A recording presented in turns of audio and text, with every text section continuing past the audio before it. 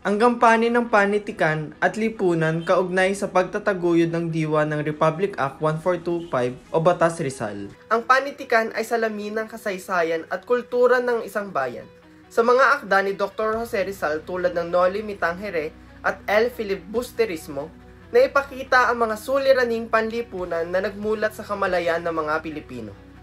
Dahil dito, naitatag ang Republic Act 1425 o Batas Rizal na naglalayong pag-aralan ang mga aral ng kanyang mga akda upang palakasin ang diwa ng pagmamahal sa bayan at pagkamakabansa.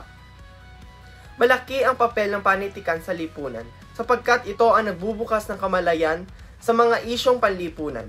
Ang mga akda ni Rizal ay nagsilbing boses ng mga naapi at naging inspirasyon para magkaisa ang mga Pilipino sa paglaban sa kolonyalismo.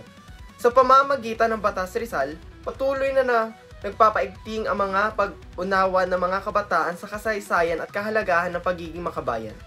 Ayon kay How 2000, ang panitikan ay salamin ng lahi na higit na pinalalalim ng Republic Act 1425 sa paghubok ng makabayan, disiplinado at makataong mamamayan.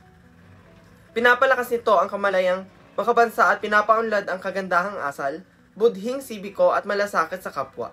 Ang panitikan ay nagiging gabay para sa kritikal na pag-iisip at pagbubuo ng solusyon sa mga suliraning panlipunan na siya nagdudulot ng pagkakaisa at pag-unlad ng bayan.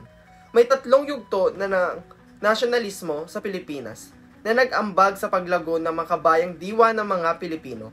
Sa unang yugto, pinangunahan ito ng mga Kriyole o mestisong Espanyol na isinilang sa Pilipinas. Sa ikalawang yugto, nagsimula namang mamulat ang mga Pilipino sa pamamagitan ng mga ilustrado o mga edukadong Pilipino na nakapag-aral sa ibang bansa. Sa ikatlong yugto, ang mga karaniwang mamamayan naman ang nagsimula ng aktibong pakikibaka laban sa mga mananakop. Ang panitikan at lipunan ay magkaugnay sa paghubog ng diwas ng nasyonalismo. Sa pamamagitan ng Batas Rizal, napapanatili ang aral ng kasaysayan at napapalalim ang pagmamahal sa bayan.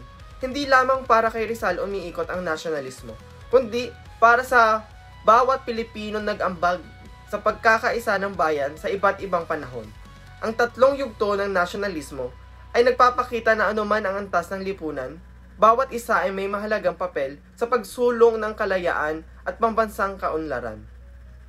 Ang mga aral mula sa panitikan ni Rizal ay nananatiling gabay sa pagbuo ng isang nagkakaisang lipunan na may malasakit at pagmamahal sa bayan.